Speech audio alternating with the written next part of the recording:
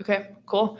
Welcome. Really happy to be talking to you today and kind of diving deeper into your background and your journey into becoming a UX designer. Why don't you go ahead and introduce yourself? Tell us a little bit about what you were doing before you started your journey into UX design. Hi, my name is Martina. Sorry, my table is a bit shaky. Hi, my name is Martina. I am originally from Croatia. I moved to the US in October 2021 with my wife. She's on her postdoc on Georgia University. My journey to UX was long and full of bumps and full of discovery and self-discovery and everything. I do come from like a I've always been in a visual field, like a visual design. I've been a web designer for 8 years. Then I kind of got sick of that, so I kind of fell in love with photography. Then I did that for a while. I was parallel doing videography, so I was doing weddings and events and all that. And when I got sick of that, I kind of didn't know what I wanted to do, and I got a little bit lost, but I still needed to pay the bills. So I ended up in customer service, which, uh, when I think of it now, was what led me to UX. But when I was working there, then it was like, this is the worst job that I could have been doing in my life. Yeah. It's a corporate environment, but at the same time, they don't appreciate the workers a lot. And what I had to do there was kind of provide customer service for the people that are calling. They don't understand how the bills work. They don't understand how the app works. So I was kind of good at that. I was kind of good at, being on all levels of kind of trying to explain people how things work, because, there are people who don't know what a router is. There are people who don't know what like the technical terms are. And then there are people who understand what the, verbiage is. So I kind of realized that I'm good at that. I'm good at being on all of the levels with the user and kind of knowing how to explain to them how things work. What I wasn't good at was sales, which was kind of something that was pushed upon us to do. And Yeah. I was really bad at it. Like, I couldn't sell the service that I didn't believe in for them to begin with, and then I wasn't a good salesperson. Like, I was really bad at my sales scores were awful all the time. I had to talk to my manager all the time, but it did help me to kind of realize, okay, I am good with people and I'm good at understanding how things work and how to bring it to people. I want to find something that I can utilize that skill and not the sales skills that I don't have. My wife, actually, she found UX on TikTok, and she was like, I mean, this sounds interesting. Why don't you do it? Because I do have a background in design, and I kind of got into research. Would that be something that I'm interested in? Because when I did web design, it was not about the user, never. It was about the client Yeah. liking it or not liking it, and then we would just like put it in the world, and nobody tested it. Nobody would be like, oh yeah, this is for the user, this is something that people are going to use. It was just like, make it pretty and put it online.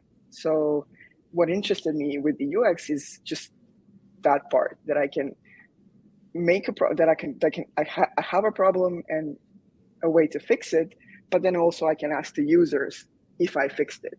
So that's how I ended up in the UX. Nice. That's great. You have a very creative background, right? With all the I do. fields I you were do. sharing about, and I love that even though you had all the right pieces already, it was your wife who like found out Yeah. about it on TikTok, right? Yes. That's Yes. great. Yeah. But that's awesome. What led you to doing a boot camp, right? Because I think you already had. I'm assuming you were using what, like Photoshop, Illustrator for the web Oh my design God, stuff, Macromedia, right? Dreamweaver. Okay, yeah, I learned how to write HTML in Notepad, so yeah, uh, that was a pain in because I yeah. didn't have it visually. Then Macromedia helped because it's what you see is what you get. Um, Yeah. Yeah, sorry, what what was led your you question? to Mhm. yeah, what led you to like a boot camp, right? Because I think Okay. you'd worked for so many years in like similar Hmm. fields. Hmm. I would think that someone like that would just be like, I can do this, watch a couple YouTube Mm. videos and just kind of go for it. So like what led you down a more like structured path, right, of like our boot camp, or did you consider going to school, or like how did you make the decision that that's the way you wanted to learn and move forward? Well, you use the right word, structure, because I need structure. When I was researching online and seeing what I can do, like there's like a ton of tutorials on YouTube. There's like a ton of tutorials on, I don't know, Udemy or whatever. It's just it didn't feel like the right the right path. I needed, for example, what Avocademy did. What Avocademy has, the structure of giving me the basics of the UX, and then providing me a chance to work on projects, to work on real things. That's what attracted me to, for example, Avocademy, because it gave me the opportunity to start working immediately with giving me the structure of how the UX field works. Because it's not simple. It's not like you have a Figma and you design stuff. It's like a whole procedure of doing things, and I can get a little bit overwhelmed and a little bit lost in all of the opportunities that are online, YouTube or whatever. I think that's kind of what led me to Avocademy and to a bootcamp, with people like telling me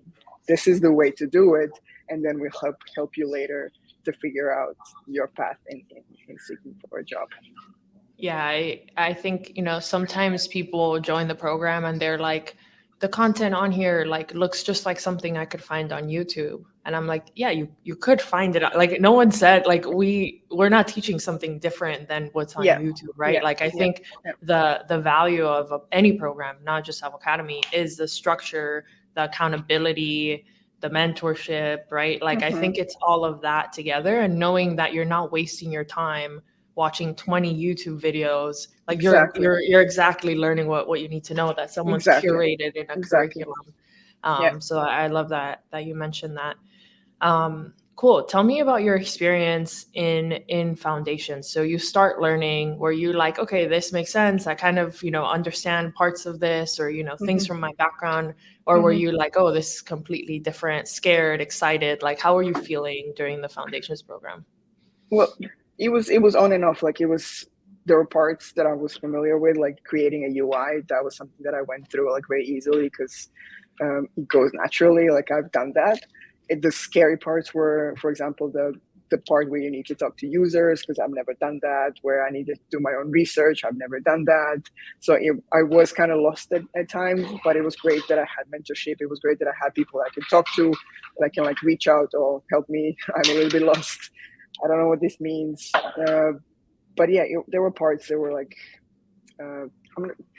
scary is a tough word to use, but a little bit like kind of confusing, and that's the part, like when you want to go on YouTube and look for tutorials, nobody can, like, I started with the Google, no, Coursera, the Yeah, Google the Google UX UX, course. Yeah. and I had no one to reach out to. Like it was not it wasn't mentored the way some programs, like for example Avocademy, offer like mentorship there, where I'm kind of lost, I don't know what to do, can somebody help me?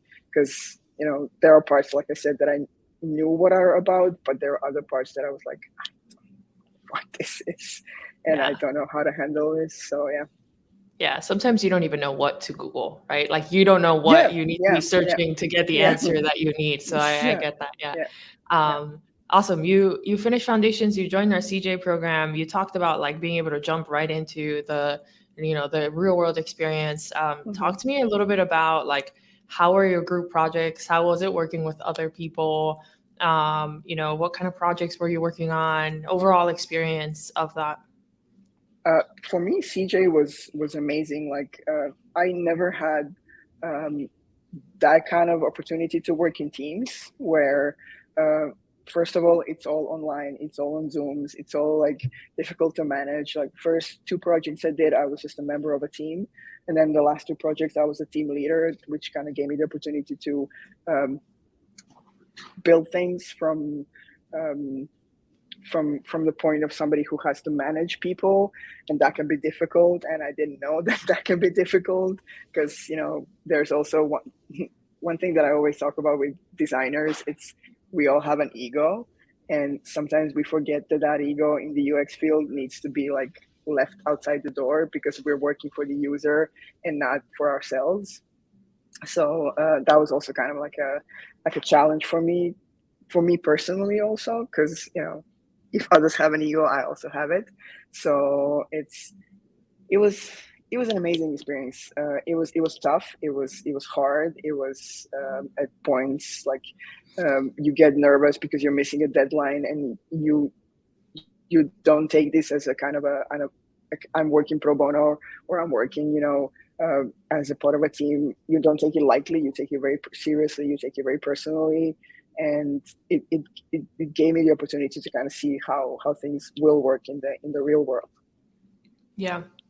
Um, and you were able to find an amazing job, which I did. yeah, we can talk about that I, in a second.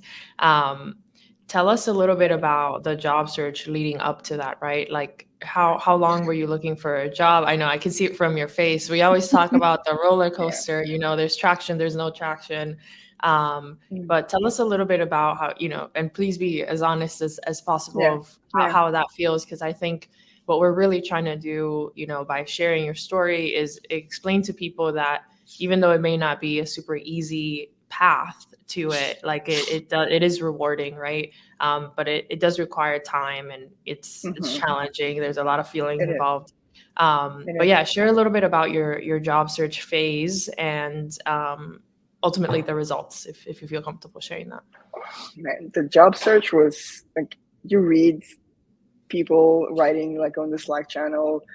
It took me 3 months. It took me 7 months. It took me like 6 months. It took me 3 million applications. It took me so much. But like, you sort of don't think that you're gonna be in that situation because of that ego that I mentioned earlier. And I started like very, eager, very very optimistic, and then at some point I went to like a spiral of horrible emotions. I felt unworthy. I felt like I made a mistake. I felt like this is like a whole mess that I'm also, for me, it was a challenge because I'm not a US citizen. And then I don't know, recruiters will call me and like, what is your work status? And I'm like, I have a J2 visa. So you don't have a citizenship? No. Then they will hang up at me like, no excuses, or they would be like, oh, so you don't have a green card? No, I'm sorry, bye. So it was like a whole mess of, that was like after a month. And then what I did in the beginning was I started comparing myself to others. Like, there would be a person on Share Your Wins, and they were like, "Oh, 2 weeks later, I found the job," and I was like, "How can I not find the job? Like, my resume is great. I have a background. Like, I talked to mentors. They're like, "Oh, you have a great background. You have like a background from web design. You have a long career, whatever." And I cannot find jobs. But then at some point I was like, well, there has to be something that I can change because I'm doing something wrong. So I started reaching out more to the mentors of Avocademy to help me navigate through interviews, navigate through second, third phase, whatever. And that kind of changed the path because I started thinking about it like a little bit different. So the mentors helped me a lot to kind of navigate, because I would not go past phase one, and that was so Yeah. frustrating. Um, but yeah, it's an up and down. Like, you go like a week with just rejections, rejections, rejections. You start like logging into a hunter, and then you're like, I don't want to do this anymore because this is bumming me out. I just want to like apply, and if I get a rejection, just delete it, because I started doing that. I didn't Yeah. even log in the rejections. I would just delete them, and they didn't happen. Like, you open your email, and you have just like a whole email. You look I know. through it, like Yeah. scan through it. But unfortunately, delete. Unfortunately, delete. You just like, I don't care. Uh, Luckily for me, I had a privilege of having an amazing partner who was very who's like kind of toning me down, letting me know that this is a huge market. This is like a huge country. It's not like Europe, or it's not like my country that has like three people living in it, and it's like super easy to find a job. Yeah.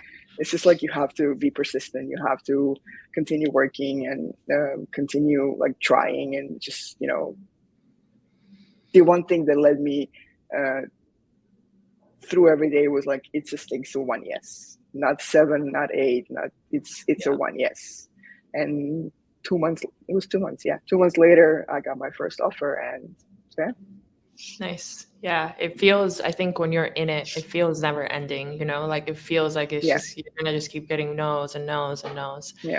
Yeah. Um, And it takes that yes, right, to be able to look back and be like, oh, Mm, that wasn't that bad, like it was mm, just 2 months. yeah, Like, yeah. but when you're But in also, it, it I feels, yeah, changed my approach a couple of times. Like I would talk to a company and I would get through like a third phase, and they would send me a rejection, and I would be like, oh well, F it. But then I was actually talking to you, like, what do I do? And you asked me, like, ask them what you did wrong. And I actually started asking people that sent me rejections from the companies that I was really excited to have an interview with, and they were like, be super kind and explain like what they didn't feel like we were vibing or whatever. And then I started changing that, because you think you're doing one thing and then you realize, oh, I should be doing it a different way. So getting feedback is super important. Getting a negative feedback, for me, it was the most important thing, because it showed me what I was doing wrong, and it's essentially a part of UX. Like, you didn't yeah, make a mistake, you just like kind of found a way that doesn't work. So if it doesn't work, change it. So it was all like it was painful, it was frustrating, but it was a learning path. So yeah, yeah. So you start your new job. Tell us a little bit about what that job entailed. You were sharing before we started recording how you were even teaching your team some things. yeah, If yeah. you Yeah, share a little bit about what like working that first job was like. So I, my whole life, have had an imposter syndrome. However good I was at something, I didn't think that I belonged there. Uh, at some point, I did feel that in CJ, for example, because everybody looked better than me. Everybody looked like they know more than me. It's like a whole thing of looking for a job. People finding jobs sooner than you. It gets frustrating. Uh, from the moment I started working in JP Morgan, I felt a relief. I felt I was I was I was joyous. I was happy, because I talked to my designer and I talked to my manager, and immediately I get the feeling that this is a safe space. This is a learning space. We are also learning. We also started this path a while ago. You can ask whatever. You can do whatever it takes for you to adjust to this place. And I was lucky that I came by the end of the year. So at the end of the year, they have this like a whole workshop for the designers. It's like a 3-day workshop, and they separate you into little teams and they give you assignments and whatever. And for the first time in my career as an adult, since I was like 20 years old, I felt comfortable sharing my knowledge. Like, I was there like, oh, I know this, and I was like raising my hand, and I was like talking about the things that I know. And it was just an amazing safe space that I worked in, and I really enjoy it. Yeah, that's great to be able to feel that way, Yeah, right? Like yeah, that sense. I got goosebumps when you were saying it. I was like, yeah, oh, this, yeah, yeah, it's, yeah, yeah. yeah. There's something about feeling comfortable where you work, Hmm. not feeling too much imposter syndrome, and like being able to contribute and learn, especially when you're able to like share your knowledge and teach someone Hmm. something. You were like, oh, I Yeah, thought I didn't know anything, but now here I am teaching yeah, these people that have been here for 20 years how to do yeah, something, right, that I yeah, just learned. um yeah. Because so that's the kind of yeah, privilege I got into a place like, I also know that I was working in a company for 7 years, and at some point you like kind of stop learning. You're just like, oh, I'm good at this job, and I'm just gonna do and stick to what I do best. And then somebody yeah, fresh comes from outside, and like, I worked in companies where that ego was way present, and that ego was like, oh, the rookie and the junior is not gonna teach us anything. What does she know? And I never felt like a person who can share knowledge. Like, I was always like, oh, I am the one that has to learn. And then in JP Morgan, it was exact opposite. Like, I explained what I implemented annotations in JP Morgan because they never used it. I implemented auto layout, the use of auto layout, because they never used it. So it was an exciting period to kind of, as a junior at something, as somebody who's still learning, to be able to kind of share the things that I know. So yeah, that's amazing. Congrats on the success too. Is there anything that you would want to share with people that are maybe watching or listening to this and are thinking about a career change, like any advice that you wish maybe you had when you started kind of going down the path? I mean, nothing that I didn't have. Like, there was the whole thing with the mentorship that um, I had, so it was easier to go through with the boot camp. But it takes patience. it takes resilience. It takes a lot of courage, because it's changing your whole life, and then knowing that you're starting from scratch, like literally starting from scratch. Yeah. I knew that I had a background in, like, for example, web design, but uh, I didn't know that it was going to be like, um, I thought that that's going to help me, but instead I realized, okay, I really do know nothing, and I didn't, like, you start literally from scratch. You start literally from knowing, and it takes time. It takes a lot of patience. I think people rush into changing something, thinking that it's going to be easy, thinking that it's going to be like, oh, I can do this. You can, but it takes time, and Yeah. I don't think people are ready, because they're bombarded from all over the place, like, oh, this is a good paying job, this is like a six figure, this is this and this is that. But it takes a while to get there. Like, you're not going to be like, oh, I finished the bootcamp and I'm going to be making six figures. That doesn't happen. Like, in the real world, that doesn't happen. It takes a lot of patience. It takes a lot of work. Um, it takes a lot out of you as a human being, because at some point you're going to feel like it's not worth it. You're gonna feel like you're nothing. You're gonna feel like a nobody. But it's just like, it you go through those things, and you Yeah, it's have part to of the just, like, process. Yeah. it's part of the process. Yeah, yeah. Yeah. Yeah, I think it's great that you share that. And I mentioned that's what we're trying to like get across with to folks. It's like it's not a yeah, sure, foundations can be finished in 8 to 16 weeks, right? But Hmm. it's not a get rich quick pyramid scheme. Like that's not No. really what it is. We see people that like, kind of from start to finish, maybe 8 months to a year till they land a job, Hmm. which to me, that's really fast, right? Because Yeah, if you think about traditional education, you spend yeah, 4 years and then you spend how many months looking for a job yeah, and end up yeah, hating that job, right? So you just spent five yeah. years on your first career. So I think it's important to be realistic about the outcome. It's Hmm. also important to be realistic about the process because it's so like it takes so True. much commitment from an Yeah, individual for them to be successful. So I really really appreciate you sharing that. yeah. Thank you so much for joining me today and sharing a little Thank bit about you. Thank you. me. It's been great. Yeah, thank you for inviting me, and looking forward to seeing this. Awesome.